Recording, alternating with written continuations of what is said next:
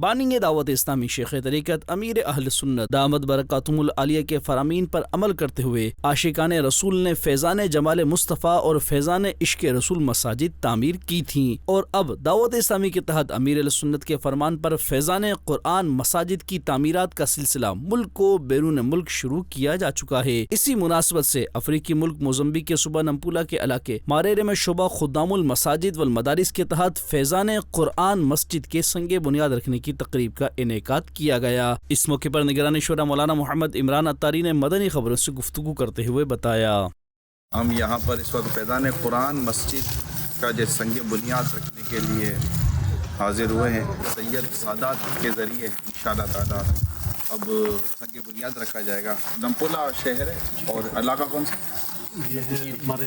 مریرے ماشاءاللہ۔ ہمارے اسلامی بھائی کو اللہ جزائے خیر دے، انہوں نے والدین کے سارے ثواب کے لیے یہ مسجد کے لیے جگہ دی ہے، اور اللہ نے چاہا تو جلد تعمیر بھی ہو جائے۔ اس کا نام فیضان قرآن ہوگا انشاءاللہ۔ انہوں نے اپنے والدین کے سارے ثواب کے لیے نیت کی، اللہ پاک ان پر بھی اور ان کے والدین پر بھی کروڑ رحمت نازل آمین۔ اس کے بعد نگران شورا مفتی عبدالنبی حمیدی اور مبلغین دعوت اسلامی و عاشقان رسول نے سید زادوں کے ہمراہ فیضان قرآن مسجد کا سنگ بنیاد رکھا۔ اختتام پر نگران شورا نے مسجد کی جلد تعمیر کے حوالے سے دعا بھی کی۔ یا ارحم الراحمین، ہم سب کے گناہوں کو معاف فرما، یا برکت عطا فرما، اس کے بننے میں مدد کر دے، پیدا فرما دے، آسانیاں پیدا فرما دے۔ جنہوں نے بھی اس مسجد کی جگہ کے لیے جس طرح بھی دیا تعاون کیا، سب کا دیا قبول کر، دنیا آخرت کی برکت عطا فرما۔